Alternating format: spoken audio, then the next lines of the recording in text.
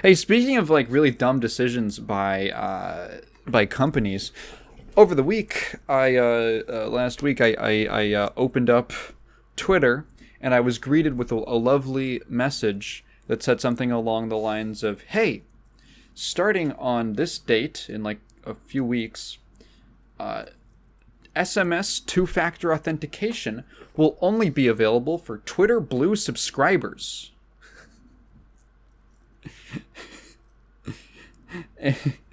And in order to prevent losing access to logging in to your Twitter account, turn off SMS 2FA.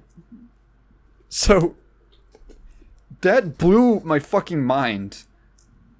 Oh my god. So let's start with what that means. I feel like everyone's probably familiar with two-factor authentication. It's just that, hey, you don't just need a password, it's also going to need something else. And in many people's cases, what they get is, what will people offer is, via text message. We'll send you a code, put the code in after you put in your password. It's basically so that you have two different ways of verifying that you are, in fact, the correct person who owns the account, right? Send one to your email, or use an authenticator app. In some cases, there's like physical keys, like basically a USB drive you just stick in, and it reads it. Those are the best ones, but they're kind of like, not everyone offers them. They're just, you have to like buy one. Most people just go with text message. Most people just go with SMS, or authenticator apps. I use authenticator apps for stuff that I care about. Selling, so this is like bonkers, right? The idea that only Twitter Blue users could access text message 2FA is crazy. And okay, let me break this down. So SMS 2FA is actually one of the worst forms of two-factor authentication, and that's for a couple of reasons. So number one, straight up having 2FA at all is probably way better than just not having it at all, right? Not having anything. But of the options, SMS is the worst. And that is because it's really easy to compromise a SIM card. You can call up a company, like their support line, like a phone carrier. As long as you can figure out what someone's phone carrier is, which I'm assuming there's totally ways of doing that. Or find their phone number, for instance, you can really easily, this has happened before, impersonate them to a customer service representative and basically request a temporary or replacement SIM card. And they'll just give it to you because that customer service rep happens to be dumb. And then you can basically take have the SMS go to a phone you have, and then break through 2FA. Now, is that going to happen to everyone? No. It's actually pretty unlikely. And for most things, it's actually not really... It's not a realistic thing that's going to happen, right? However, if you have like a bank account or something, I would hazard you against using SMS 2FA for that. I actually kind of was a little annoyed because my bank does not offer... it only offered SMS and email 2FA. And I was like, I guess I'll go with email. It's a little more secure. Yeah,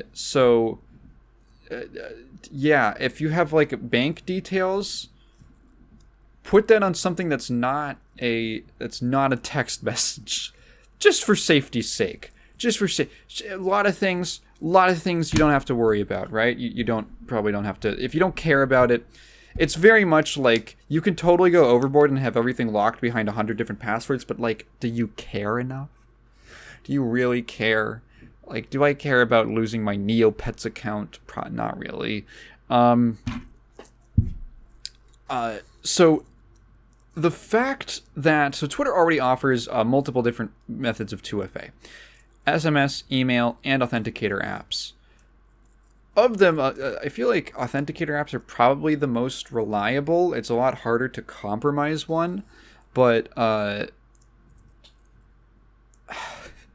so So you can still use that, right? And that's what I had to switch my account over to.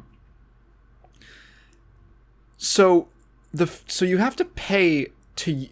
This is like what's so crazy because it doesn't sound real. You have to pay for a subscription to get worse security. You have to pay a subscription to get. I don't know which would be worse. If you had to pay for like Authenticator 2FA, for instance, or what, right? Because like in that case, in one situation, you're paying for better security, which at least makes sense, but it's like ethically, like it's fucking completely amoral and extremely hostile to your users. And the other case, you're paying for worse security, which just feels like a prank on your users and also extremely user hostile. It's like one of the most like bafflingly anti-user things I have ever seen. Like open contempt for your user base to even try to monetize security features. Like the wildest fucking thing. Insane. Like pay more for, I guess, convenience. I guess it's the convenience aspect that people are going to be paying for. But like it makes no goddamn sense. Right? It's so stupid. Who made this decision? It feels like a decision. It's so moronic. I was trying to come up in my head, like I saw this, I was like, what? I was trying to come up with like imagery to even describe how stupid this is. It's like the Sistine Chapel of a lobotomy is the only way that I could describe it. It's so mind-meltingly dumb, whoever made this decision. Like, I feel like I want to say it's so stupid that a human being couldn't even have thought of it. Like, they had to have had like a dartboard or something, right? That they were throwing things at, or like they made a randomizer, right? Like, oh, Elon needs us to come up with more ways to monetize Twitter because he fucked up too bad. He needs us to come up with more things. He wants one on his desk by Friday. Make a little randomizer. Twitter Blue subscription. SMS 2FA. Fuck it. Sure. What? Oh my god. What a god-awful company. What a horrible... It's one of the scummiest moves I have ever seen out of a company. I mean, the D&D OGL thing just happened, right? And this is probably one of the scummiest things I've ever seen from a company. Holy crap. Like, really, beyond the pale. Holy smokes, dude. Beyond that...